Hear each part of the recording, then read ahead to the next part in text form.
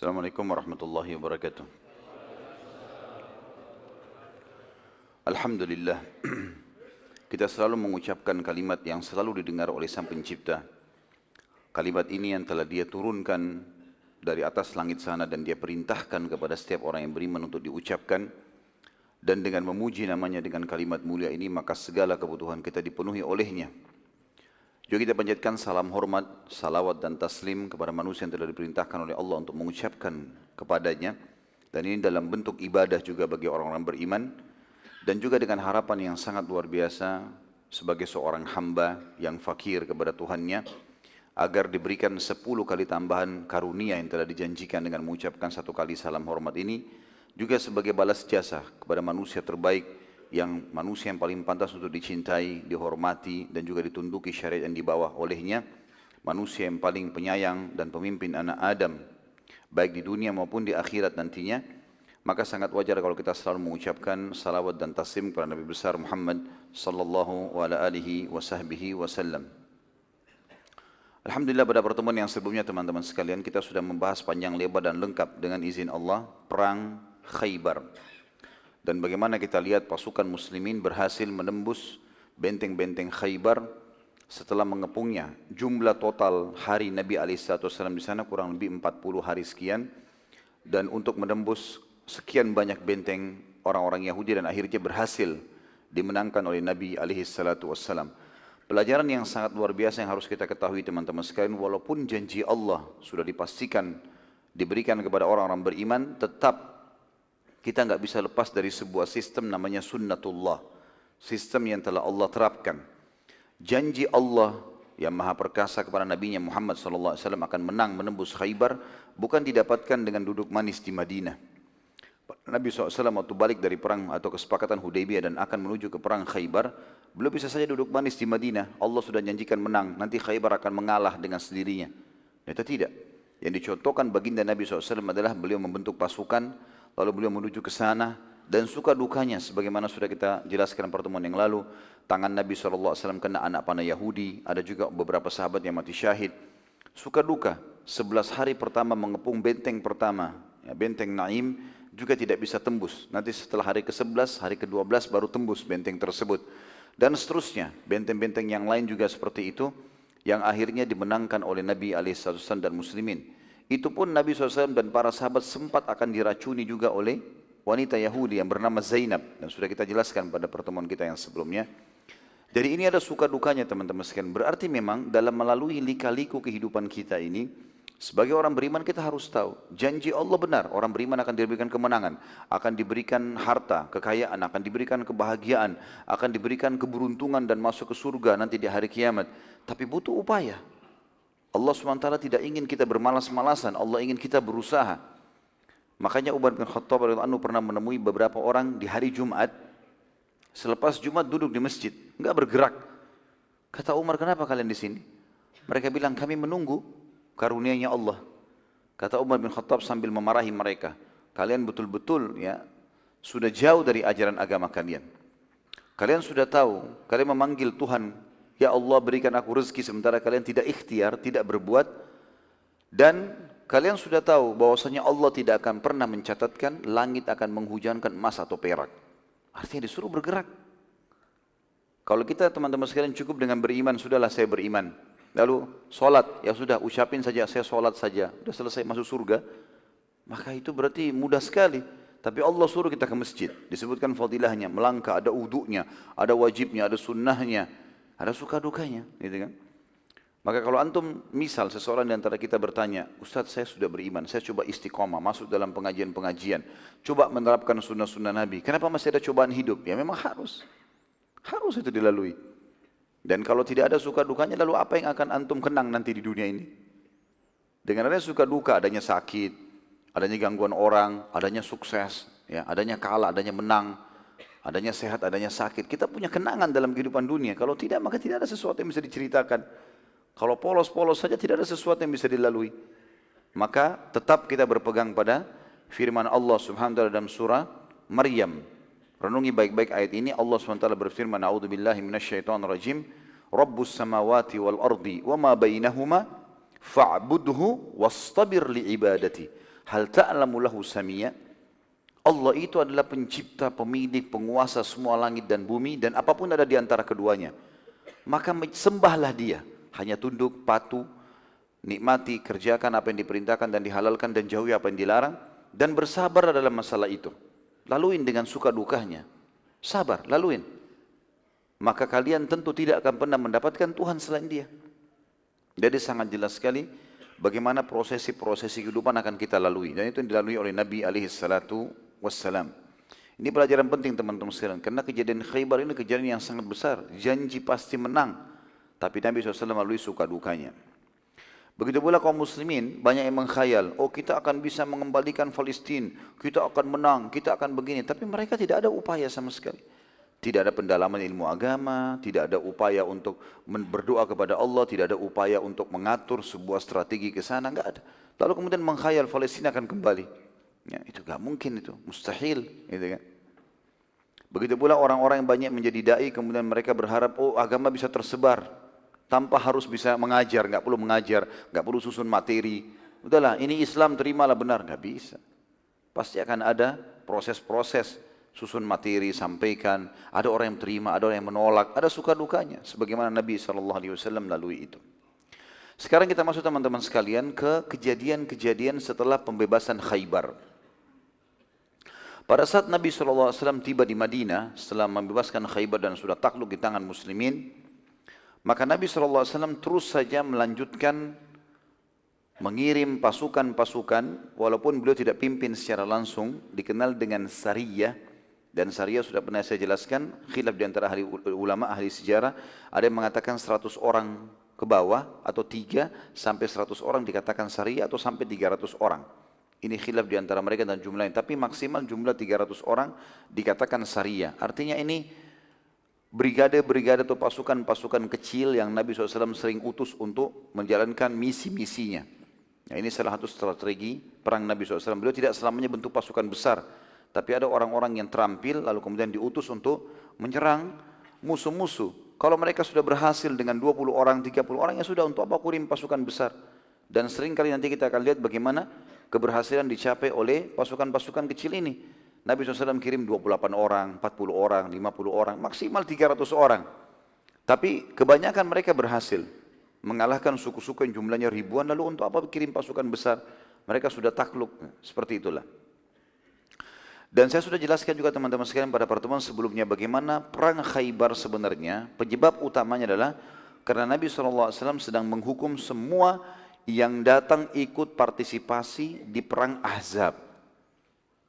Setelah takluk Khaybar dan ada perdamaian dengan orang-orang Quraisy, maka Nabi SAW mulai waktu tiba di Madinah mengutus pasukan-pasukan kecil, banyak sekali. Yang pertama yang dikenal dengan Sariyah Tu'bah. Ini Sariyah dipimpin oleh Umar bin Khattab radhiyallahu anhu di bulan Sya'ban tahun 7 Hijriah. Ya, karena tentu Khaybar takluk di tahun 7 Hijriah. Ya. Langsung Nabi SAW tidak pakai tunggu. Ini menandakan teman-teman sekalian bagi muslimin tidak ada waktu untuk diam. Harus bergerak menyebarkan agama Allah Subhanahu wa taala.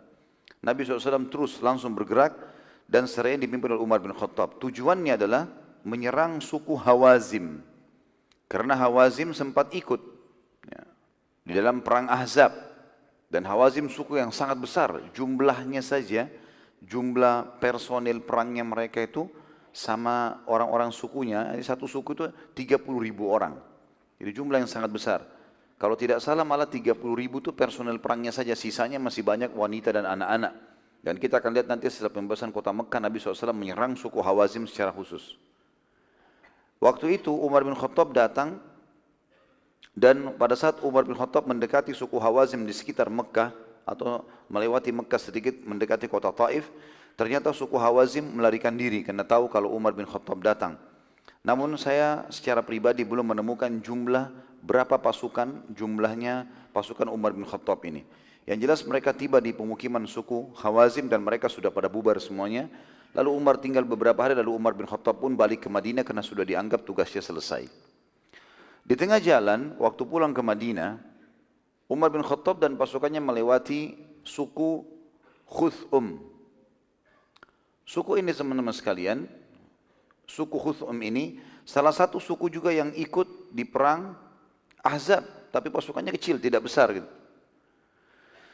Pada saat itu ada seseorang dari sahabat yang berkata, wahai Umar, saya tahu suku Khuthum ini, dan kamu juga tahu, mereka terlibat dalam perang Ahzab. Sekarang kita mumpung pulang, Hawazim tidak ada. Bagaimana kalau kita mampir serang aja? Jumlahnya lebih kecil daripada Hawazim, jelas pasti kita menang. Maka jawaban Umar bin Khattab ini menjadi sebuah hukum syar'i. Kata Umar, tidak demi Allah, karena Rasulullah SAW hanya menyuruh aku ke Hawazim. Maka ini kembali lagi kepada teman-teman sekalian, wajibnya taat pada pemimpin. Dan kita lihat bagaimana para sahabat kokohnya dalam mematuhi kepemimpinan tersebut. Dan kita sudah jelaskan juga di perang Khaybar, ada satu sahabat yang dilarang oleh Nabi SAW maju menyerang waktu ada pasukan Yahudi menantang duel. Kemudian dia tetap ngotot, menunjukkan kalau dia mau melawan. Akhirnya dibunuh oleh 3 Yahudi melawan 1 Muslim, terbunuh. Lalu kata Nabi SAW, tidak akan masuk surga pembangkang. Saya sudah larang, jangan menyerang. Enggak boleh serang, harus patuh. Yang kedua teman-teman sekalian, tentu tibalah pasukan ini di Madinah dan Nabi SAW menyambut mereka. Tapi tentu Hawazim belum terkalahkan, nanti akan kita bahas sekali lagi setelah pembebasan kota Mekah. Yang kedua, Nabi SAW mengutus Sariyah Abu Bakar radhiyallahu anhu, dikenal dengan Sariyah ya, Abu Bakar.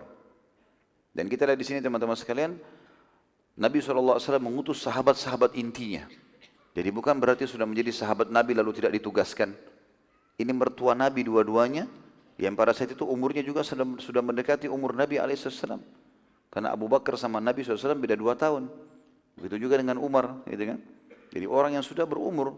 Ya, pada saat itu Nabi SAW sudah berumur kurang lebih 60 tahun. Berarti Abu Bakar sudah umur 58 tahun. Dan dijadikan pemimpin perang. Umar bin Khattab di bulan Sya'ban yang sama begitu Sariyahnya Umar tiba, Abu Bakar diutus oleh Nabi SAW menuju ke suku Khuzara dan Kilab. Khuzara dan Kilab. Sariyah ini dipimpin oleh Abu Bakar, dan pada saat Abu Bakar datang menemui 2 suku tersebut, dan Abu Bakar berhasil mengalahkan mereka. Serta pulang membawa banyak ghanimah. Kemudian yang ketiga Sariyah Bashir bin Sa'ad radhiyallahu anhu. Bashir bin Sa'ad radhiyallahu anhu seorang sahabat dari Ansar. Beliau memimpin, ini disebutkan jumlahnya dalam buku-buku sirah 30 orang sariyahnya, menuju ke suku Murrah. Suku Murrah ini suku yang dipimpin oleh Al-Harith bin Auf. Kalau teman-teman masih ingat kita review pertemuan kita yang sebelumnya, yang perang Khaybar, sempat waktu Uyainah bin Husn, pemimpin Ghatafan yang diberikan julukan Nabi SAW si bodoh yang dipatuhi, ya. Dia sempat dinasihati oleh temannya, kepala suku Murrah, namanya Harith bin Auf. Jangan usah kamu ikut-ikutan, Muhammad sudah menang segala macam. Tapi dia enggak mau dengar. Nah, suku Murrah ini, Al-Harith bin Auf, walaupun dia sudah nasihatin Uyainah untuk tidak memerangi Nabi SAW, tapi dia juga ikut terlibat di perang Ahzab. Maka Nabi SAW mengutus Bashir ke sana. Dan pada saat itu, tiba di sana berhasil mengalahkan, ini di daerah Fadak ya. Di daerah Fadak. Dan Fadak ini teman-teman sekalian adalah wilayah yang sudah kita sebutkan dikuasai oleh orang-orang Yahudi. Ya, orang-orang Yahudi pada saat itu. Dan Fadak sudah takluk di tangan muslimin, waktu itu mereka membayar jizyah.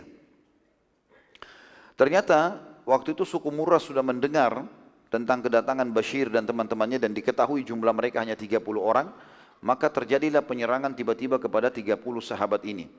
28 orang terbunuh mati syahid, dan pemimpinnya sendiri Bashir sempat melarikan diri ke benteng Yahudi yang terkenal dengan benteng Fadak. Dan orang-orang Yahudi karena ada kesepakatan dengan Nabi SAW membayar jizyah, maka akhirnya mereka menerima Bashir, dan Bashir berhasil selamat. Dengan ada juga 1 orang sahabat yang akhirnya selamat, ya, pergi ke Madinah dan melaporkan kejadian tersebut kepada Nabi SAW. Kejadian yang ketiga ini, sariyahnya Bashir sempat sedikit memicu bangsa-bangsa Arab yang khawatir diserang. Mereka punya tamak untuk menyerang Nabi SAW, tapi mereka masih belum berani melakukan itu. Nanti kita kembali ke masalah itu tentunya. Ada beberapa kasus setelahnya berhubungan dengan Bashir ini. Setelahnya ada Ghalib. Sariyah Ghalib. Ini yang keempat. Dikenal dengan Sariyah Ghalib bin Laith radhiyallahu anhu. Ini pada bulan Ramadan. Jadi tadi bulan Sya'ban, ketiga Sariyah sebelumnya. Ini yang keempat di bulan Ramadan. Di tahun 7 Hijriah, Nabi SAW mengutus kurang lebih 130 orang yang dipimpin Ghalib bin Laith ke suku Awal dan Tha'labah. Suku Awal dan Tha'labah ini juga dua suku yang ikut dalam perang Ahzab. Ghalib waktu itu sangat berhati-hati setelah kejadian terbunuhnya 20 orang sahabat Nabi yang dipimpin oleh Bashir di Fadak. Bagaimana mereka diserang tiba-tiba oleh suku Murrah. Maka Ghalib memerintahkan agar pasukannya yang 130 orang ini, mereka harus bergandengan tangan satu sama yang lain. Dan harus kenal siapa yang di sebelahnya ini. Kamu sama kamu harus mengenal dari gerakan badan, dari bahasa, dari suara, harus tahu kalau ini sahabat dekatnya. Dan mereka harus jalan sama-sama. Dan kalau ada misalnya muslimin di depannya, mereka bisa saling mengingatkan, itu muslim, jangan sampai kita salah bunuh. Karena rencananya si Ghalib ini akan menyerang dua suku tadi di malam hari.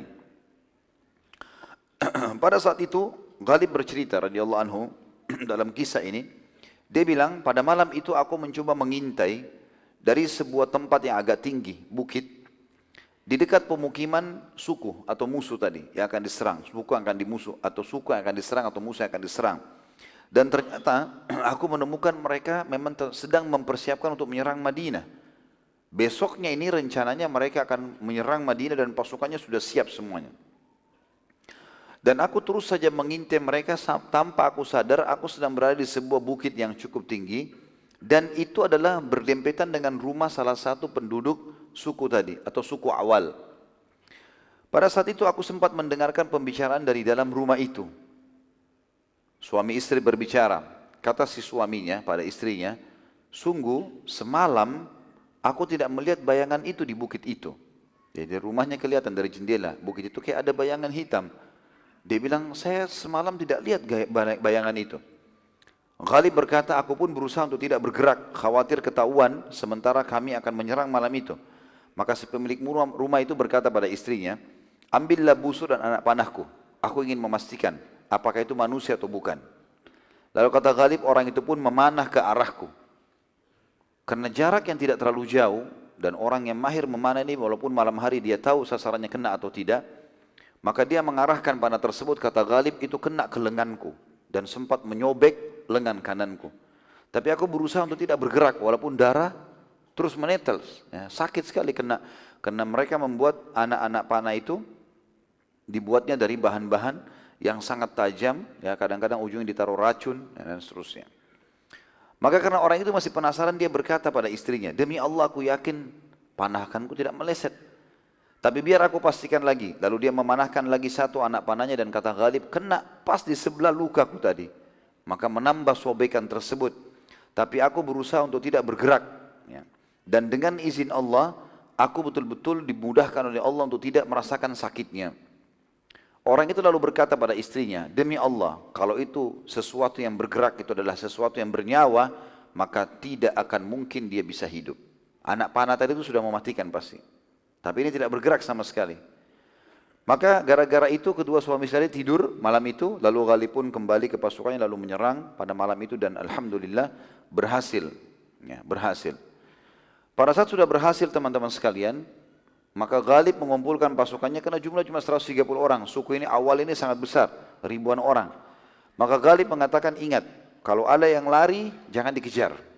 Biarkan saja. Cukup kita sudah menang dan mereka tahu muslimin sedang menyerang. Karena nanti khawatir ketahuan jumlahnya. Maka pada saat itu pun akhirnya salah satu sahabat yang masyhur, ya, namanya Usama bin Zaid radhiyallahu anhu, dia dan ayahnya dikenal dengan kekasih Nabi SAW. Kebetulan dia berjalan berdampingan dengan satu orang Ansar. Berpegangan tangan, kalau ada musuh baru mereka lepas tangan menyerang musuh. Rupanya Usama bin Zaid ini melihat waktu lagi ditawan musuh-musuh yang ada di depan mereka, ada satu musuh dari suku awal namanya Mirdas. Mirdas bin Nuhaik. Mirdas bin Nuhaik ini mencaci maki muslimin. Mencaci maki Islam, mencaci maki Nabi SAW. Sambil dia lari, dia caci maki lalu dia lari. Tadi perintah pemimpin, jangan kejar, udah biarin aja. Gitu kan. Tapi Usama nggak bisa tahan lihat orang ini. Terus saja dia menghina agama Islam, olok-olok, tapi tidak disebutkan itu jenis olok-olok yang jelas. Dikata ahli sejarah, dia mengolok-olok dan dia juga menghina Nabi SAW. Maka Usama bin Zaid, supaya dia tidak melanggar perintah pimpinannya, dia coba menjalankan kudanya pelan-pelan. Kalau orang itu tidak menjauh, akan diserang oleh Usama. Waktu Usama mendekat, orang ini mengolok-olok, kemudian Usama mendekat, dia lari. Usama jalan lagi, mendekat lagi, dia olok-olok lagi. Begitu Usama lebih dekat, dia lari lagi. Seperti itulah. Sampai akhirnya Usama tidak tahan, Usama pun turun dari kudanya, kemudian mengejar orang tersebut. Terjadilah duel antara Usama dengan orang ini. Dalam kisah yang masyhur, tentu antum sudah tahu kisah ini, tapi nama Mirdas mungkin tidak semua orang mengetahui kalau ini adalah kasusnya Mirdas bin Nuhaik. Maka Usama bin Zaid pun berhasil menaklukkan orang ini. Mirdas ditebas, dipukul sehingga tangannya kena dan pedangnya jatuh. Lalu Mirdas waktu melihat Usama mengangkat pedangnya, dia mengatakan asyhadu an la ilaha illallah wa anna Muhammadar Rasulullah.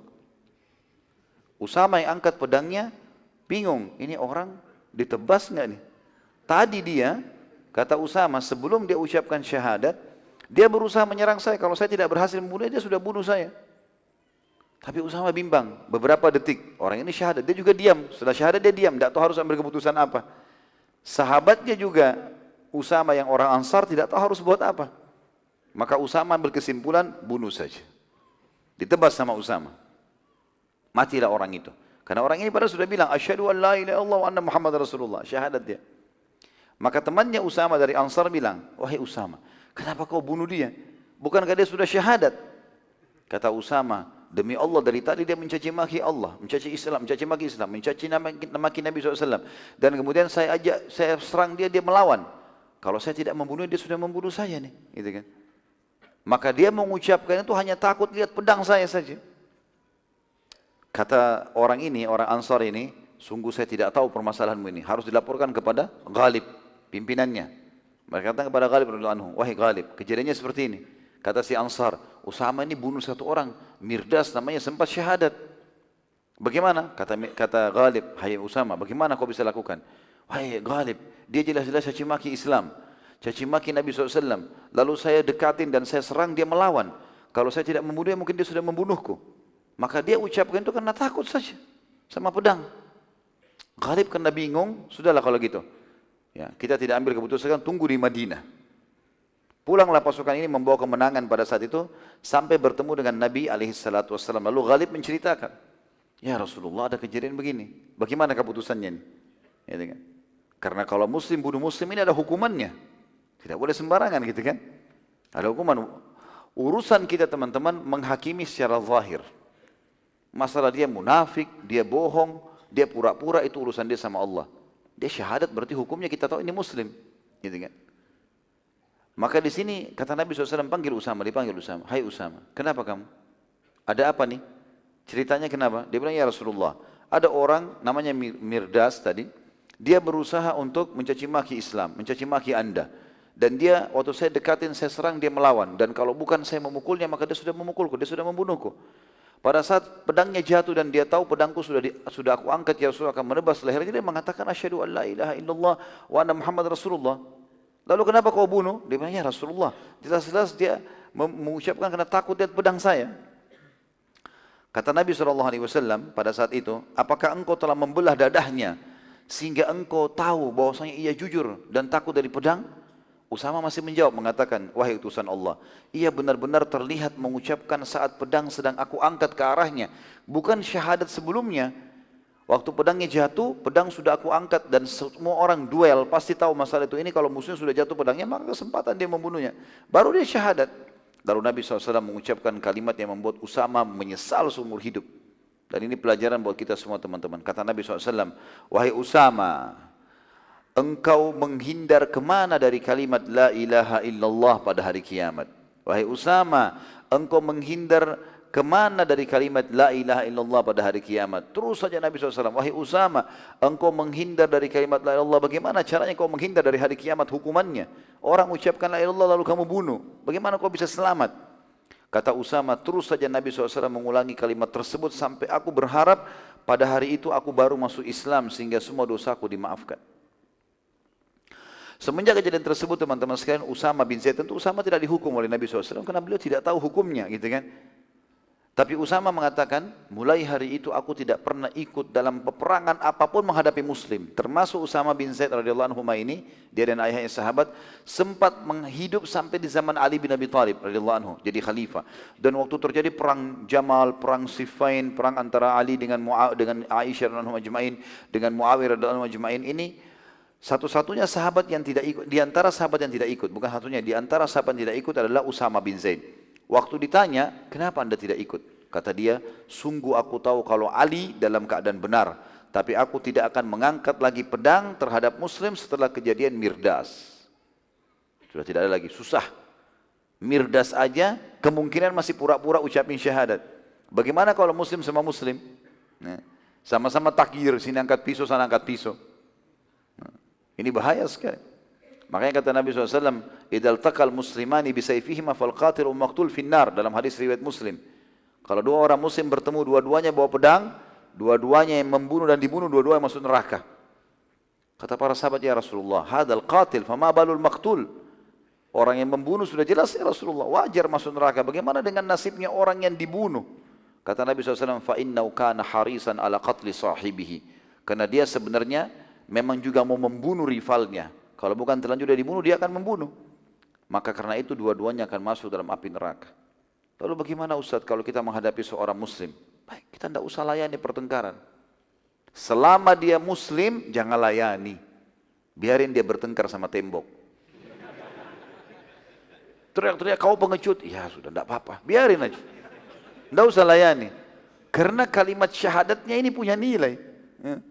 Jangan layani. Kalau kita diserang, tiba-tiba terus kita menangkis membela diri itu lain. Tapi kalau kita ajak bertengkar, jangan. Karena syaitan sangat luar biasa. Mungkin kita cuma niat tonjok saja, tapi mana kita tahu mungkin tonjokan kita pas kena sasaran yang membuat dia mati. Kan bahaya. Dia diam aja, urusan dia sama Allah SWT. Gitu kan? Jadi jangan layani teman-teman sekalian. Kalau ada muslim yang ajak bertengkar, diam saja. Udah enggak usah. Ini pelajaran. Kemudian selanjutnya teman-teman sekalian, Sariyah Bashir ibn Sa'ad ke suku Murrah. Tadi kita kembali. Ya, Sariyah yang ketiga tadi Sariyah Bashir juga kan. Bashir kan tadi dikirim 30 orang, 28 orang mati terbunuh. Masih ingat ya? Masih ingat enggak? Kalau enggak saya berhentiin nih. Tadi kan kita jelaskan Sariyah Bashir yang ketiga. Bashir tadi sempat dikalahkan oleh suku Murrah, sukunya Al-Harith bin Auf, ya. 28 orang mati terbunuh. Bashir sempat lari ke benteng Fadak, kemudian selamat. Ada satu sahabat juga melapor kepada Nabi SAW. Lihat bagaimana Nabi SAW membangkitkan semangat jihadnya para sahabat. Bashir sudah kalah, sempat melarikan diri. Nabi SAW suruh bentuk pasukan baru. Di bulan Syawal tahun 7 Hijriah, setelah Idul Fitri, Nabi SAW mengutus kembali Bashir ke suku yang sama, suku Murrah. Dan kali ini diutus bersamanya 300 personil perang. Bashir akhirnya berhasil mengalahkan suku Murrah dan menawan sebagian besar dari mereka serta mendapatkan banyak sekali harta rampasan perang.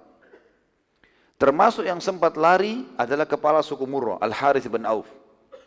Dia melarikan diri. Waktu dia melarikan diri teman-teman sekalian, dia sempat mendatangi Uyainah. Masih ingat Uyainah? Cuma 3 orang yang ingat. Uyainah bin Hasan tadi, kepala suku Ghatafan. Dia datang lagi kepada dia lalu berkata, wahai Uyainah, dia coba yakinkan, Muhammad ini sudah jelas-jelas kelihatan sekali dia akan menang dan dia akan menguasai Jazirah Arab. Daripada kita dikalahkan dan kita menjadi harta rampasan perang, lebih baik kita ikut jadi pengikutnya. Kita disuruh perang sana perang sini, oke saja, yang penting kita dapat ghanimah. Harta rampasan perang ada, itu kan. Mereka ini belum ada keimanan, bukan mau masuk Islam karena keimanan, tapi karena mau ikut-ikutan perang. Daripada dikalahkan lebih baik masuk Islam. Terus dia bilang sama Uyainah, hai Uyainah, baru bulan lalu, 2 bulan lalu, di bulan Sya'ban, saya sama suku saya membunuh 28 orang sahabatnya Muhammad dan dipimpin oleh Bashir. Sekarang Bashir datang membawa 300 orang dan berhasil mengalahkan sukuku. Maka bagaimana kalau seandainya kita tidak mengalah sekarang dan mungkin dia akan utus pasukan lebih besar lagi.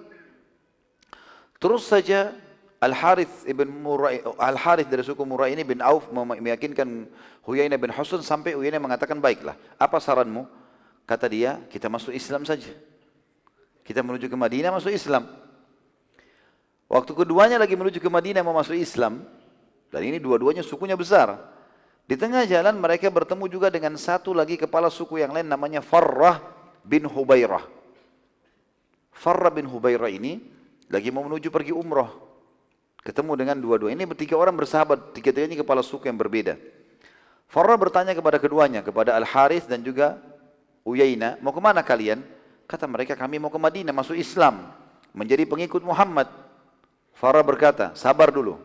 Aku akan menuju ke Mekah untuk umrah dan melihat keputusan Quraisy.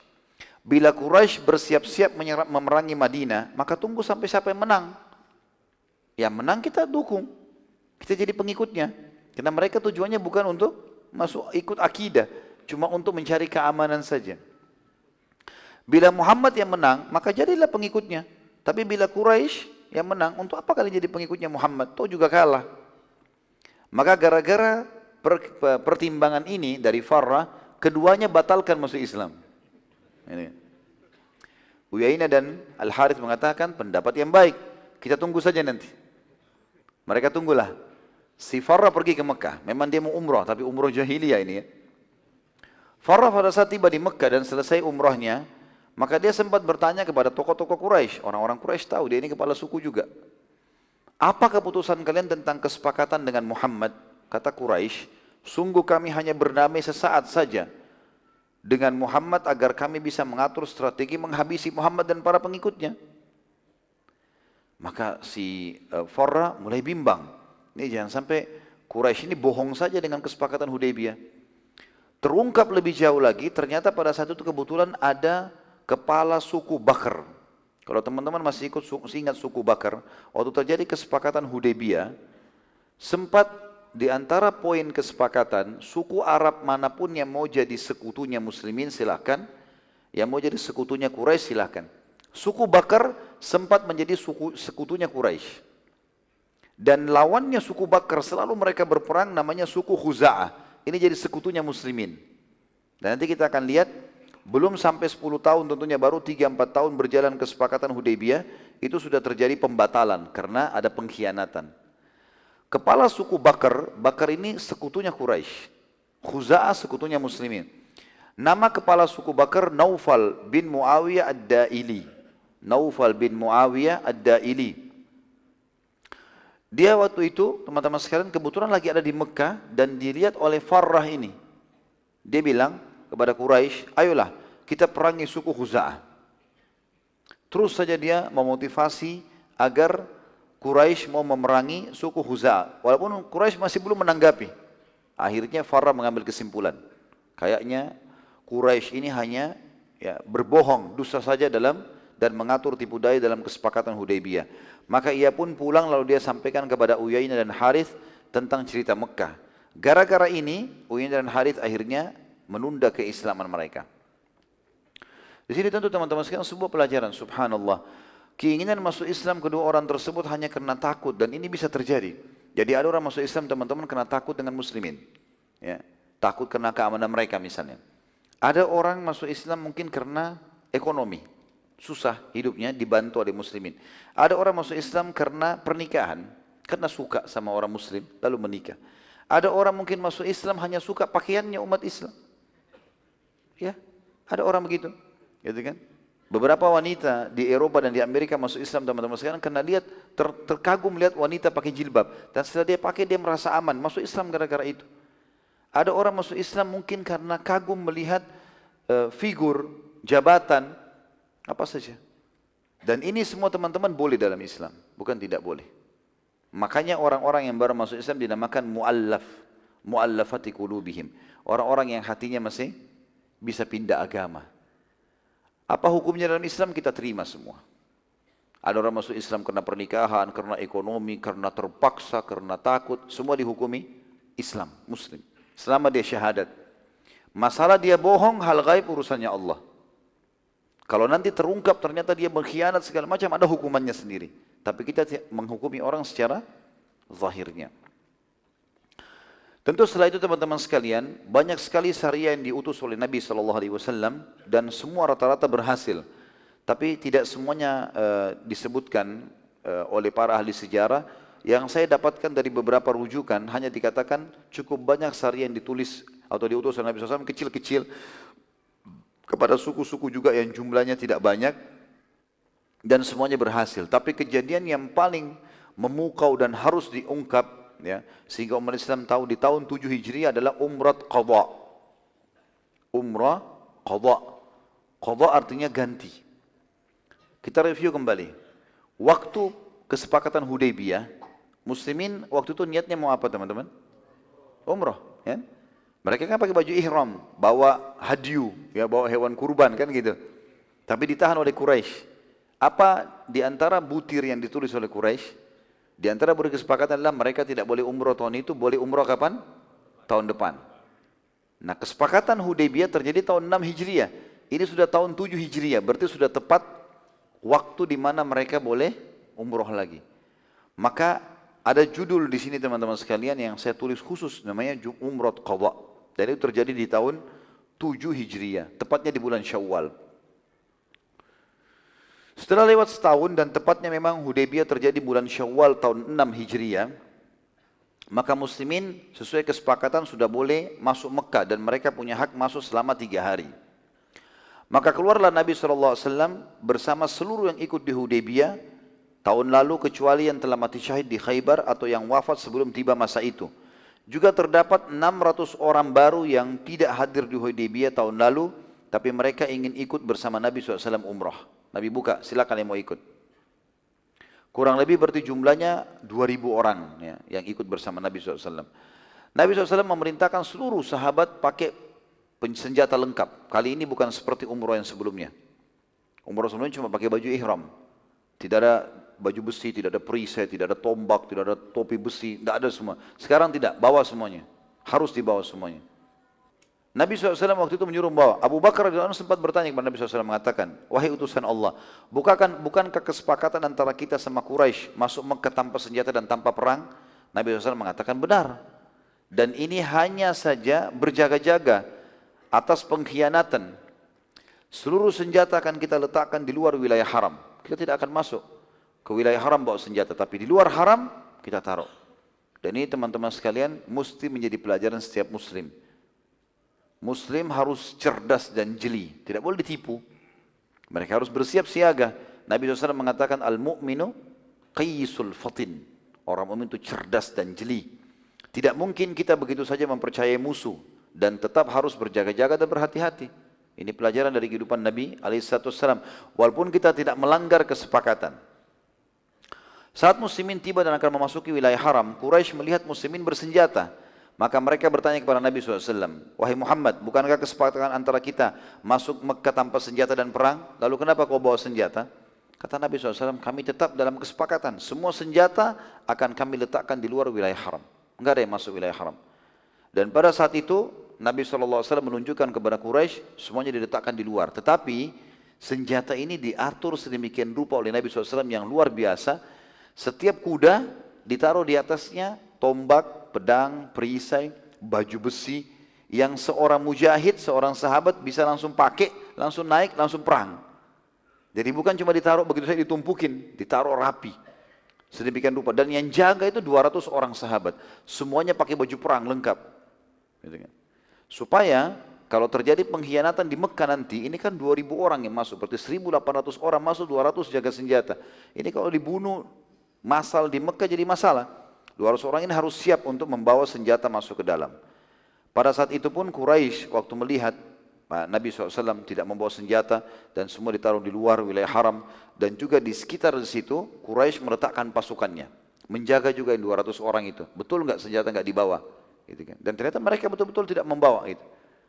Maka Nabi SAW pun masuk umroh bersama para sahabat. Pada saat Nabi SAW sudah masuk, 1800 orang kurang lebih masuk ke dalam wilayah haram, sambil bertakbir, bertahlil, mengucapkan kalimat talbiyah, dan 200 orang sahabat menunggu di luar wilayah haram untuk menjaga senjata muslimin. Abu Sufyan waktu itu yang merupakan pemimpin Quraisy, dia tidak ingin masyarakat Mekah berinteraksi dengan muslimin. khawatir nanti ada yang terpengaruh lalu mau masuk Islam. Maka dia sempat menyebarkan isu kalau muslimin yang datang dari Madinah sedang tertimpa penyakit kuning. Waktu itu begitu disebutkan, penyakit yang biasanya menimpa seseorang, kulitnya berwarna kuning dan penyakit itu menular. Bisa membuat tubuh seseorang melemah dan terjangkit. Artinya orang yang kena dekatnya bisa terjangkit, menular. Mendengar berita tersebut, mayoritas penduduk Mekah segera melarikan diri keluar. Karena muslimin berada 3 hari di sana. Kemudian mereka pun naik, tinggal di bukit-bukit agar bisa menyaksikan muslimin dari jarak jauh. Yang tinggal di Mekah tentu tokoh-tokoh Quraisy saja yang tahu kalau itu cuma isu. Seperti Ikrimah bin Abi Jahal, Safwan bin Muawiyah dan lain-lainnya. Mereka tidak mau pula keluar dari Mekah. Muslimin pada saat masuk Mekah mereka kaget, tidak ada orang, sunyi. Cuma ada beberapa orang saja dari tokoh-tokoh Quraisy. Maka mereka pun lebih gembira, mereka bisa bertakbir, bertahlil, mereka bisa tawaf, bahkan menyelesaikan umrohnya dengan sangat mudah. Nabi SAW waktu itu sudah 7 tahun tidak memasuki kota Mekah dan beliau sangat gembira, demikian juga muslimin. Mereka terus bersyukur kepada Allah tentu yang maha mulia. Namun pada saat akan tawaf, Nabi SAW sempat mendengar isu tadi. Kalau Abu Sufyan menyebarkan berita itu, Abu Sufyan belum masuk Islam. Menyebarkan isu tidak benar bahwasanya muslimin kena penyakit kuning dan ini yang menyebabkan kenapa Mekah jadi kosong. Maka Nabi SAW mengucapkan sabdanya yang masyhur, Allah akan merahmati siapapun yang menunjukkan kekuatannya pada hari ini. Artinya ini perintah Nabi SAW untuk seluruh muslimin yang dianggap remeh oleh musuh untuk menunjukkan kekuatan mereka. Apapun yang mereka mampu, keterampilannya, kekuatannya, suaranya, gerakan tubuhnya, harus dia tunjukkan kepada orang-orang kafir bila mana memang mereka dasarnya mau memfitnah muslimin atau bahkan memang menantang muslimin seakan-akan muslim itu lemah. Nabi SAW lalu memperlihatkan kepada para sahabat apa yang mereka harus lakukan. Nabi SAW memperlihatkan lengan sebelah kanan beliau, melipat baju ihram dari bawah ketiaknya SAW sehingga lengan kanan semuanya kelihatan dan Nabi SAW memang memiliki tubuh yang sangat kekar, berotot. Kemudian beliau menyuruh sahabat semua melakukan itu. Maka semua sahabat pun melakukan, 1000 lebih orang semuanya pakai begitu. Tawaf secara bersamaan. Kemudian Nabi SAW menunjukkan berjalan atau berlari ramel. Ramel itu aslinya berlari kecil. Dan biasanya berlari kecil ini berlari di tempat tapi sedikit bergerak. Dan ini membutuhkan ekstra tenaga. Orang kalau berlari langsung kencang mungkin lebih sedikit tenaga yang dikeluarkan. Tapi kalau berlari di tempat dan sambil berjalan tetap bergerak ke depan, dengan padatnya orang membutuhkan ekstra energi. Dan ini harus orang yang sehat. Nabi SAW menunjukkan itu dan para sahabat juga melakukannya. Dan akhirnya ini menjadi sunnah. Disilakan dengan ramal. Di 7 putaran, sunnah orang yang sedang umroh atau haji atau yang sedang tawaf memakai baju ihram. Ini memperlihatkan lengan sebelah kanannya karena kejadian itu. Maka semua sahabat melakukan itu sambil membaca doa. Pada saat itu mereka sambil membaca talbiyah, para sahabat membaca, seluruh orang Quraisy di atas gunung melihat. Lalu mereka saling membisikkan satu sama yang lain. Demi Allah enggak mungkin orang sakit kuning begini gerakannya. Orang penyakit kuning itu lemah semua. Ini 1000 semuanya dengan suara yang keras, dengan postur tubuh yang berlari kecil di tempat, dengan memperlihatkan lengan mereka. Ini enggak mungkin. Maka akhirnya terhilangkanlah isu tersebut karena penglihatan mata mereka sendiri. Namun melihat kejadian tersebut tentunya, karena sudah terlanjur mereka keluar dari Mekah, dan mereka tidak mau masuk kecuali sudah 3 hari, maka seorang sahabat itu lagi tawaf, namanya Abdullah ibn Rawaha radhiyallahu anhu. Abdullah bin Rawaha ini salah satu sahabat yang nanti mati syahid tentunya ya, di perang Mu'tah. Beliau melantunkan syair waktu lagi tawaf, dan syair ini semuanya berisikan tantangan perang. Beliau mengatakan kalimat masyhur, khallu banil kuffara an sabili. Ya. Artinya biarkan saja orang-orang kafir menentukan jalan hidupnya. Inni syahidtu annahu rasulu. Ya. Karena sungguhnya aku sendiri telah bersaksi bahwasanya Muhammad ini benar-benar utusan Allah. Haqqan wa kullul khairi fi sabilih. Ini sebuah kebenaran dan semua kebaikan hanya ada di jalan ajarannya atau di jalannya. Maksudnya jalan Nabi Muhammad SAW. Nahnu qatalnakum ala ta'wilih. Dan kami pasti memerangi kalian hai Quraisy sesuai dengan instruksinya. Suruh perang, kami perang. Kama darabnakum ala tanzili, dan kami juga akan memenggal leher-leher kalian. Ya. Sesuai dengan tuntunan Al-Quran yang telah turun kepadanya. Darban yazilul hammu ammaqili, pukulan ya, atau tebasan yang akan menyebabkan kesedihan bagi yang tertimpa. Wa yarhalul khalilu an khalili, dan pasti pukulan itu akan memisahkan antara kekasih dengan kekasihnya. Dengan suara keras. Rupanya ada beberapa sahabat dengar syair ini, mereka tertarik dengan kalimatnya, mereka ulangi, jadi suaranya jadi besar. Umar bin Khattab radhiyallahu anhu pada saat itu, tentu ini teman-teman sekalian, syair-syair ini syair tantangan perang ini. Ya, kami menebas leher kalian dengan Al-Quran, kami memerangi kalian karena perintah Nabi kami sedang bersama kami. Begitulah maknanya. Beliau suruh kita perangi kalian, kami akan perangi kalian sekarang juga. Tantangan perang, lagi tawaf. Gitu. Umar bin Khattab sempat menegur waktu itu Abdullah bin Rawahah, "Hai Abdullah, apa yang kau ucapkan?" Waktu itu Umar menegur, kata ahli sejarah, ada dua sebabnya. Yang pertama, pada saat orang lagi tawaf tidak semestinya lantunan syair ya, yang diucapkan, tapi mestinya doa dan zikir. Umar mau tegur itu sebenarnya. Yang kedua, muslimin sedang tidak bersenjata sekarang, senjata lagi di luar. Jangan sengaja cari gara-gara. Jangan sampai Quraisy terganggu dengan syair tersebut lalu tiba-tiba menyerang muslimin sementara muslimin belum siap. Maka Nabi SAW waktu itu waktu dengar Umar berkata, "Hai Abdullah, apa yang kau ucapkan?" Maksudnya hati-hatilah, jaga lisanmu. Maka Nabi SAW berkata kepada Umar, "Hai Umar, tidak usah khawatir, aku mendengar. Aku juga dengar apa yang diucapkan Abdullah, biarin aja dia." Bahkan Nabi SAW mendukung pada saat itu.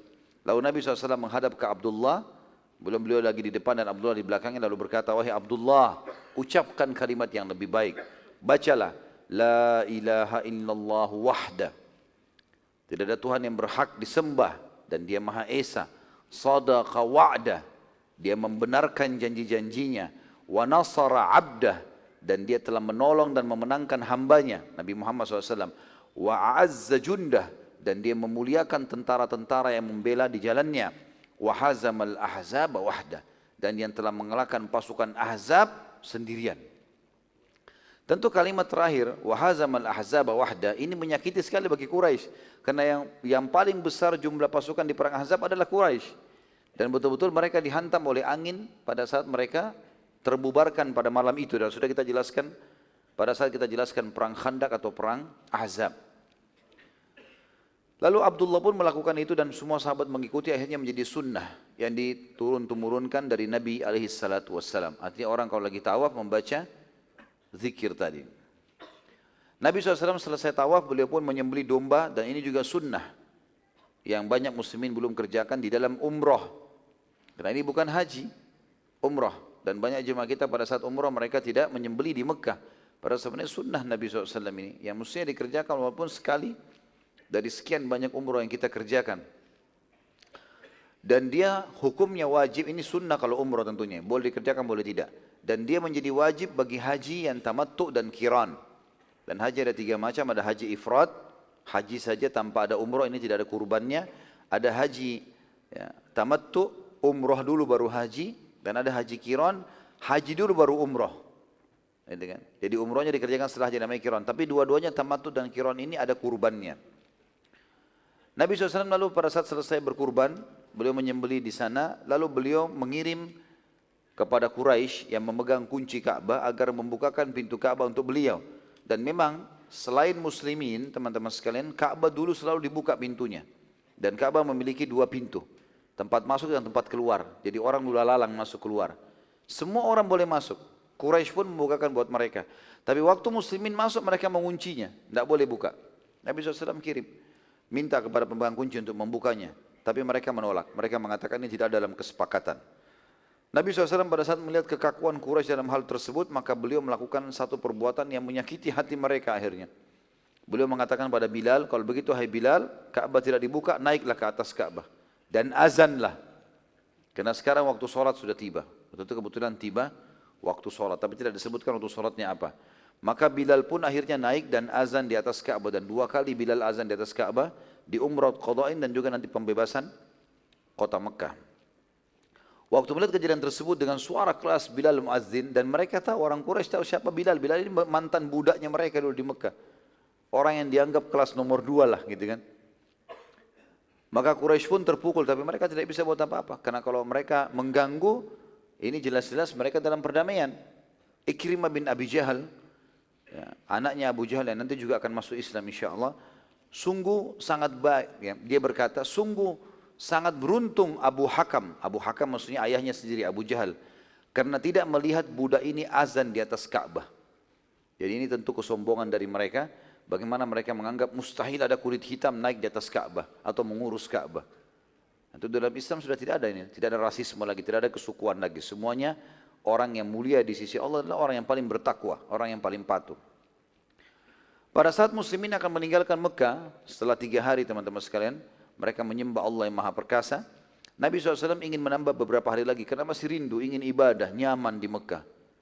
Namun orang-orang Quraisy telah mengutus Ikrimah bin Abi Jahal untuk mengingatkan muslimin dan segera keluar. Nabi SAW sempat mengajak negosiasi Ikrimah, mengatakan, hai Ikrimah, bagaimana kalau kau jadi tamuku di kemah dan aku akan negosiasi denganmu? Maka Ikrimah mengatakan, aku tidak butuh, tidak ada hajat dengan jamuanmu hai Muhammad, keluarlah segera dari wilayah dan kota kami.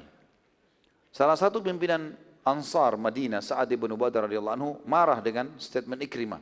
Lalu dia berkata, hai Ikrimah, sesungguhnya ini adalah wilayah dan kota Nabi SAW, bukan kotamu. Sekarang ini selama 3 hari ini kota kami. Dan ini juga kota Nabi SAW, bukan kota kamu. Maka Nabi SAW sempat menenangkan Sa'ad dan berkata, tidak boleh orang yang datang ke lokasi kita lalu kita mengganggunya. Walaupun kita sekarang berkuasa 3 hari, enggak boleh sama sekali kita mengganggu mereka. Dan memerintahkan agar muslimin segera meninggalkan Mekah. Saat meninggalkan Mekah teman-teman sekalian, sebagian orang-orang bodoh dari Quraisy yang tidak faham, mereka tidak tahu nilainya kesepakatan. Maka mereka berusaha menyerang muslimin. Namun karena jumlahnya sedikit dan muslimin tahu masalah itu, kebetulan mereka sudah keluar dari wilayah haram, sudah bergabung. Dan pasukan yang 200 tadinya sudah mulai masuk ke Mekah, jadi 1.800 sekarang yang menjaga senjata. Mereka berusaha menyerang yang 1.800, mereka tidak tahu kalau ada 200 yang belum umrah. Bukan yang 200 diserang, tapi yang di luar wilayah haram. Mereka pun takut membunuh di wilayah haram. Waktu mereka menyerang, muslimin punya senjata lengkap. Langsung dihadapi oleh muslimin, begitu mereka melihat senjata, mereka pun akhirnya meninggalkan muslimin dan tidak berani melawan. Waktu sementara menunggu 200 orang, sahabat yang umrah tadi yang tadinya jaga senjata, ada satu orang yang bernama Abban ibn Walid bin Mughirah. Abban bin Walid bin Mughirah. Abban ini masuk Islam. Pada orang Mekah, dia datang, dia syahadat. Dan ini termasuk anak mudanya Mekah. Artinya orang yang sangat cerdas. Ya. Dia kemudian datang dan dia masuk Islam. Lalu kata Nabi SAW, wahai Abban, mana sahabatmu Khalid bin Walid? Itu Khalid bin Walid belum masuk Islam. Kebetulan sahabat dekatnya Abban. Maka kata Nabi SAW, mana sahabat Khalid bin Walid? Ia sangat cerdas dan Islam tidak mungkin tersembunyi pada orang-orang yang berakal seperti dia. Demi Allah, bila ia masuk Islam, maka kami akan muliakan dan kedepankan dia sebagai pemimpin kami. Abban pada saat itu tidak mau lagi kembali ke Mekah. Dia mengirim surat saja kepada Khalid bin Walid yang berbunyi, wahai Khalid, engkau punya akal yang cerdas. Dan sungguh Islam tidak tersembunyi lagi pada orang yang cerdas sepertimu. Maka kesini dan masuk Islamlah. Sesungguhnya Nabi SAW telah menyebut-nyebut namamu dan akan memuliakanmu jika kau menjadi Muslim, mengangkatmu sebagai pemimpin perang. Pada saat itu Khalid bin Walid tertarik. Karena memang dia sudah lama mau dengar Islam, dia sudah lama tertarik dengan Islam, tapi dia tidak tahu bagaimana caranya. Dia takut malu dengan sukunya. Karena Abban, sahabatnya yang telah masuk, dia pun datang ke sana, lalu kemudian dia menghadap Nabi SAW dan masuk Islam. Tentu ini salah satu metode dakwah Nabi SAW, bagaimana beliau fokus menawarkan Islam kepada orang-orang yang cerdas. Ini kalau kita sekarang orang berpendidikan mungkin ya, orang berpendidikan, orang yang berakal sehat, ini enggak menolak Islam. Dan kita tidak perlu ragu menawarkan Islam kepada mereka. Mereka sudah tahu bagaimana caranya belajar, bagaimana caranya menganut Islam itu. Pada waktu yang bersamaan, pada saat Khalid bin Walid masuk Islam, Khalid bin Walid ini kebetulan bersahabat dekat dengan 2 orang lagi. Yang pertama Amr bin As. Amr bin As waktu itu kebetulan dia diutus, dia baru datang dari Habasyah diutus oleh Quraisy untuk menjemput Ja'far bin Abi Thalib. Tapi ternyata dengan hikmah Allah, Amr bin As ini masuk Islam di Ethiopia di tangannya Najasyi. Setelah dia berusaha untuk mengembalikan muslimin, memfitnah mereka segala macam, akhirnya dia heran, kok bisa Najasyi masuk Islam? Lalu dia belajar dari Najasyi, akhirnya dia masuk Islam di tangannya Najasyi radhiyallahu anhu ajma'in. Ya. Waktu itu dia pulang ke Mekah, Amr bin As pulang, sudah muslim. Dia tidak tahu kalau Khalid bin Walid ini juga masuk Islam. Dia pun lalu kemudian Amr bin As ketemu, lalu dia mengangkat barang-barangnya. Kata Khalid bin Walid, di mana kau akan pergi, Amr? Kenapa kau bawa barang-barangmu? Kata Amr, saya mau ke Madinah. Ya. Kata Khalid, apakah kau telah meninggalkan agama nenek moyangmu? Kata Amr, iya. Dan aku sudah masuk Islam. Amr lalu banyak menceritakan tentang Islam dan bagaimana Raja Najasyi, proses masuk Islamnya. Bagaimana Najasyi, raja yang terkenal waktu itu, raja yang sangat kuat, kaya, pintar, seorang pendeta masuk Islam. Maka Khalid pun akhirnya mengatakan, baiklah kalau begitu. Saya pun sudah masuk Islam. Saya sudah mengikrarkan Islam, tapi saya belum tahu kalau sampai sejauh itu Islam. Sampai tersebar-sebar kemana-mana gitu. Maka keduanya akhirnya sepakat ya, untuk sama-sama ke Madinah. Amr bin As waktu lagi radhiyallahu anhu lagi mengambil barang-barangnya dan ngobrol sama Khalid, dia mau pamit sama seorang temannya, sahabat dekatnya, namanya Uthman bin Talha. Uthman bin Talha adalah seumur, sebaya dengan mereka dan juga seorang kesatria terkenal, punya kiprah banyak setelah masuk Islam nanti. Uthman bin Talha sama kedudukannya, Uthman bin Talha, Amr bin As dengan Khalid bin Walid, tiga-tiganya terkenal dengan keterampilan perang, gitu kan. Maka Amr bin As pun menawarkan Islam kepada sahabatnya, menjelaskan segala macam tentang Islam. Akhirnya masuk Islamlah Uthman bin Talha. Waktu itu Nabi SAW sudah tiba di Madinah setelah pulang dari Umrah Qadha. Lalu tibalah 3 orang ini. Waktu tiba di pintu gerbang Madinah, ya, pada saat itu tepatnya di bulan Muharram di tahun 8 Hijriah. Jadi sudah selesai musim haji, karena tadinya itu umrah kan di bulan Syawal. Habis akhir Syawal, Nabi SAW tiba di Madinah. Bulan Dzulqa'dah, bulan Zulhijjah, awal bulan Muharram, tahun 8 Hijriah, Khalid bin Walid dengan Amr bin As dan sahabat-sahabat ini dan At-Talha ini berangkat menuju Uthman bin Talha berangkat ke Madinah. Waktu tiba di dalam pintu gerbang Madinah dan sudah dekat dengan masjid Nabi SAW, Nabi lihat ketiganya datang. Kata Nabi SAW, telah datang kepada kalian pemuda-pemuda terbaiknya Quraisy. Ini 3 orang yang datang ini pemuka terhebatnya anak-anak muda Quraisy. Mereka akan punya peran yang sama sebagai kesatria perang dalam Islam. Dan pada waktu yang bersamaan teman-teman sekalian juga datanglah di bulan Jumadil Awal. Tadi itu bulan Muharram ya. 3 orang ini hanya tinggal di Madinah. Kemudian di bulan di bulan Jumadil Awal datang satu suku, Khuza'ah, yang menjadi sekutu Nabi SAW. Waktu tadinya mereka masih dalam keadaan kafir. Datang kemudian mereka juga mengikrarkan masuk Islam semuanya. Ini tentu kisah tentang Umrah Al-Qadha. Dan tentu saja teman-teman sekalian pertemuan akan datang insyaAllah. Kita akan masuk ke surat-surat Nabi SAW yang tertujukan kepada raja-raja dunia. Dan bagaimana ini menandakan penyempurnaan agama Islam karena memang dasarnya mereka akan masuk Islam sebagaimana kita lihat nanti. Di antaranya surat kepada Herakl, surat kepada Muqaykis dan banyak raja-raja yang lain dan bagaimana fenomena kejadian pada saat itu. Dan kita tutup teman-teman sekalian dan pelajaran yang bisa kita ambil dari Umrah Al-Qadha. Yang pertama, kalau terjadi seorang muslim terlanjur pergi untuk umrah, kemudian ternyata ada halangan syar'i, terutama kalau terjadi peperangan ya. Tentu sekarang alhamdulillah tidak ada ini. Tapi kalau terjadi peperangan atau ada uzur, setelah dia lewat miqat, dia nggak bisa. Allahu alam apa itu, gempa kah, banjir kah, apa saja, dan tidak memungkinkan mereka masuk ke Mekah, maka hukum syar'inya adalah mereka bertahallul. Tahallul, kemudian mereka pulang ke negara masing-masing. Ini diambil dari Umrah Qadha. Karena begitu yang terjadi pada tahun sebelumnya di kesepakatan Hudaybiyah. Dan ternyata ini juga kata ulama hukum fikihnya sunnahnya dia menggantinya di waktu kalau muslimin sudah merasa aman. Terbukti Nabi SAW umrah di waktu itu. Yang kedua, pentingnya muslimin untuk istiqamah dalam menerapkan agama mereka. dan mereka harus yakin dengan janji-janji Allah walaupun melalui proses-prosesnya. Walaupun melalui proses-prosesnya, artinya ada proses. Nabi SAW dipastikan akan menang, sebagaimana kita juga akan takluk nanti Mekah.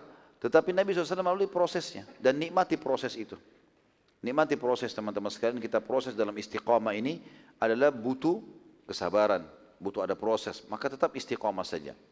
Yang ketiga, perlunya kaum muslimin menunjukkan kekuatan di depan orang-orang non-muslim kalau memang terjadi perseteruan di antara mereka. Tentu tidak terjadi kalau negara lagi tidak ada apa-apa. Misalnya antara Indonesia sama negara satu non-muslim tidak ada masalah, maka tidak perlu kita tunjukkan itu. Tapi di saat ada permasalahan yang terjadi, misalnya terjadi memang peperangan, kemudian juga terjadi kesepakatan damai dulu beberapa saat. Di situ muslimin tidak boleh lengah. Mereka harus menunjukkan kekuatan. Terlebih lagi kalau keluar isu, oh umat Islam sekarang sudah lemah, makanya mereka damai. Di situ kita dianjurkan dalam pelajaran Umrah Qadha ini menunjukkan kekuatan muslimin. Bagaimana mereka menunjukkan kekuatan. Nabi SAW tunjukkan itu tadi waktu mereka jalan. Pelajaran yang keempat adalah bolehnya di atas Ka'bah digunakan untuk azan. Jadi ada sebagian orang menganggap tidak boleh Ka'bah dinaikin. Padahal sebenarnya bukan tidak menghormati. Dan memang tidak boleh sembarangan orang. Di zaman Nabi SAW tidak sembarangan orang naik. Nabi sendiri SAW tidak naik ke atas Ka'bah. Tapi waktu itu beliau menyuruh muadzin untuk naik ke atas. Bilal radhiyallahu anhu. Tentu ini juga tidak dianjurkan terjadi di zaman sekarang, kata ulama. Ini terjadi di zaman Nabi SAW karena sekarang sudah ada pengeras-pengeras suara. Tapi ini terjadi hukum pada saat itu. Terjadi hukum pada saat itu. Yang keempat teman-teman sekalian, sunnah. Ya, tentu ini kalau bisa seseorang muslim masuk ke dalam Ka'bah. Tapi sekarang memang tentu hanya dibukakan untuk tamu-tamu kerajaan. Karena memang muslimin terlalu banyak. Ya, dan dikhawatirkan nanti terjadi fitnah-fitnah yang tidak ketahuan ya, atau tidak diketahui. Karena Ka'bah sangat kecil, jumlah muslimin sekarang sudah miliaran jumlahnya. Ya, yang tawaf itu setiap hari sudah sekian ribu, ratusan ribu orang, bahkan jutaan orang gitu kan. Maka dikhawatirkan fitnah tentu ditutup. Tapi termasuk bagian dari sunnah Nabi SAW adalah masuk ke dalam Ka'bah. Yang saya tahu Allahu alam termasuk peserta para perlombaan hafaz Quran atau hafid Quran atau tahfidz Quran di Mekah yang biasa diadakan oleh Rabitan, juga tamu-tamunya diajak ke sana, gitu kan. Dan beberapa tamu-tamu kerajaan tentunya masuk ke sana. Ini termasuk sunnah. Dan di sini Nabi SAW tidak sempat masuk karena tidak diizinkan oleh Quraisy. Tapi kita lihat di pembebasan kota Mekah, beliau masuk ke dalam Ka'bah dan beliau sholat. Bagi teman-teman yang tidak bisa masuk ke dalam fisik yang ada pintunya, maka tentu masuk dalam Ka'bah Hijri Ismail. Ya, jadi kalau misalnya kita perumpamakan ini adalah Ka'bah, di sebelahnya ada lengkungan ya, warna putih marmer, ada 3 lampu, dikasih pintu warna hijau, itu adalah Hijri Ismail. Itu sebenarnya masuk dalam Ka'bah. Dan dibolehkan kita datang ke situ untuk sholat di dalamnya. Tentu sholat 2 rakaat niatnya tahiyat masjid. Ini termasuk sunnah Nabi alaihi assalatu wassalam. Sebagian ulama menambahkan manfaat, mengatakan kalau seseorang menderita penyakit, ini anjuran saja, maka dianjurkan untuk tidak terlalu banyak vakum kecuali tubuhnya sangat lemah. Karena anjuran Nabi SAW di sini untuk bergerak, gitu kan. Dan kita tahu memang agama kita ini agama bergerak. Haji, umroh, sholat, cari nafkah, jihad, agama bergerak. Kita kalau pergi haji teman-teman sekalian jalan, bergerak. Tawaf, sa'i, ya. Jalan antara Arafah, Muzdalifah, Mina, pergi ke Jumrah, gitu kan. Memang agama ini agama bergerak. Dianjurkan, bahkan ulama mengatakan pergi masjid jalan kaki lebih afdal daripada orang bertunggangan. Sampai begitu, jadi disuruh bergerak. Kita tahu ini agama yang bergerak. Maka di sini ada pepatah bahasa Arab yang berbunyi taharrak fa inna fi harakati barakah. Bergeraklah karena di setiap gerak-gerik itu ada berkah. Artinya dianjurkan untuk orang tidak vakum, bergerak. Mungkin kalau kita sekarang dengan olahraga dengan segala macam, ini termasuk hal yang dianjurkan. Selanjutnya adalah perlunya seorang muslim cerdas dan jeli dan tidak boleh tertipu oleh musuh. Sebagaimana Nabi SAW melakukan itu pada saat menyiapkan senjata-senjata perang walaupun tidak dipakai untuk menyerang musuh terlebih dahulu, tapi berjaga-jaga. Dan betul hampir saya terjadi pengkhianatan dari Quraisy. Pelajaran yang selanjutnya juga adalah bolehnya terjadi kesepakatan damai antara muslimin dengan orang-orang kafir kalau dilihat ada maslahat dan mudaratnya. Nabi SAW di perang Khaybar yang sebelumnya kita jelaskan, waktu melihat ada orang-orang Yahudi Fadak, wilayah Fadak, yang berusaha untuk menegosiasi dengan Nabi SAW, Nabi terima. Walaupun Nabi punya pasukan bisa menyerang. Tapi kalau mereka pertama menawarkan diri untuk damai, ya sudah kita damai. Karena kondisi damai teman-teman lebih memudahkan orang-orang kafir masuk Islam dibandingkan peperangan. Karena kalau dalam kondisi damai, kayak kita sekarang Masya Allah, negara-negara Islam banyak damai gitu kan, perdamaian dengan negara kafir, semuanya bisa lintas negara, kita masuk pakai paspor, pakai visa, masuk ke negara manapun bisa masuk gitu kan. Kita sekarang leluasa menawarkan Islam dan ini lebih mudah membuat orang lain terima Islam. Kita bisa sebarin buku, kita bisa berdialog, bebas, nggak ada masalah. Maka ini teman-teman sekalian adalah hal yang lebih penting dibandingkan peperangan. Kalau peperangan, umumnya itu bisa membangkitkan semangat orang mempertahankan agamanya, walaupun dia dalam keadaan salah. Gitu kan. Maka di sini perdamaian sangat penting, didahulukan. Karena memang target Islam adalah perdamaian, bukan penyerangan. Dan kata Nabi SAW kepada Ali bin Abi Thalib waktu sudah tahu pasti akan menembus benteng Khaybar, hai Ali, ingatlah, engkau jalan dengan tenang, tawarkan Islam dulu. Kalau mereka nolak jizyah, kalau mereka tolak baru perang. Dan ketahuilah kalau ada satu orang saja dapat hidayah karena kau, karena dakwamu, itu lebih baik daripada unta betina merah. Artinya lebih baik kau menjadi penyebab orang dapat hidayah daripada kau perangi dia. Jangan kalian berharap musuh, kata Nabi SAW dalam juga di Khaybar waktu pertama tiba di benteng Khaybar. Jangan kalian berhadap bertemu musuh, kecilkan takbir kalian. Tapi kalau kalian ketemu kokohlah, gitu kan? Seperti itu. Jadi kalaupun kita pergi jihad bukan termasuk pengecut. Kita berharap tidak bertemu musuh, tapi musuh tiba-tiba mengalah, itu lebih baik. Tapi kalau bertemu dengan musuh kita kokohkan telapak kaki kita. Ini pelajaran-pelajaran teman-teman sekalian diambil dari ibadah ini atau perjalanan sirah ini dari tadi pagi kita bahas sampai malam ini tentunya. Dan yang terakhir teman-teman sekalian adanya keutamaan atau fadilah orang umroh. Dianjurkan orang umroh ya. Dan ini bolehnya juga seseorang umroh berulang-ulang kali sebagaimana disebutkan oleh para ahli sejarah atau para ulama tentang masalah umrohnya Nabi SAW. Walaupun ini adalah umroh qadha, tapi tetap beliau berarti seakan-akan melakukan umroh 2 kali, karena 2 kali tahallul. Cuma yang pertama tertahan oleh musuh, lalu kemudian beliau umroh lagi setelahnya. Dan sesuai dengan sabda Nabi SAW juga, antara umroh dengan umroh, pengampunan dosa di antara keduanya kalau dijauhi dosa-dosa besar. Artinya dianjurkan seseorang untuk sering mengulanginya. Juga sabda Nabi SAW, umroh dan haji yang dikerjakan secara berkesinambungan, rutin, akan menghilangkan kesusahan hidup dan kemiskinan sebagaimana api menghilangkan karat dari besi. Allahu a'lam. Baiklah kalau begitu teman-teman, semoga Allah berkahi majelis kita. Dan kita berdoa kepada Sang Pencipta Allah dengan kemahamurahannya untuk menerima seluruh amal yang pernah kita kerjakan tanpa terkecuali sampai menjelang ajal datang nanti. Dan semoga seluruh dosa yang pernah kita kerjakan tanpa terkecuali, sekecil sampai sebesar apapun, diganti dengan kemahamurahannya menjadi pahala. Dan selalu kita doakan negara kita Indonesia agar menjadi negara yang aman, tentram, damai. Seluruh rezekinya dibukakan oleh Allah dari seluruh penjuruhnya, dan seluruh utangnya terlunasi dengan izinnya tentunya. Dan seluruh muslimin di bawah naungan ukhuwah Islamiyah diangkat perselisihan di antara mereka, dan dalam ibadah mereka kembali kepada Al-Quran dan Sunnah. Dan semoga saja seluruh wilayah Islam diberikan pemimpin muslim yang adil yang kembali kepada Al-Quran dan Sunnah. Dan semoga saja Indonesia menjadi contoh bagi negara-negara yang lain. Tidak pernah lupa kita doakan saudara kita di Palestina, di Syria, di Yaman, di Irak, di Myanmar, di Ahsa, dimanapun mereka berada sedang terlindas. Semoga Allah ikhlaskan niat mereka, terima para syuhada mereka, mudahkan Islam di tangan mereka dan tangan kita semua. Dan semoga Allah partisipasikan kita bersama mereka di pahala, baik dengan doa, dengan harta, juga dengan jiwa kita. Dan semoga Allah dengan kemahamurannya menyatukan kita semua tanpa terkecuali di surga firdausnya tanpa hisab. Semuanya saya ucapkan dari majelis semua yang mulia ini. Kalau ada benar pasti dari Allah, kalau rasa pasti dari saya, mohon dimaafkan. Subhanakallahumma bihamdika, asyhadu an la ilaha illa anta astaghfiruka wa atubu ilaik. Wassalamualaikum warahmatullahi wabarakatuh.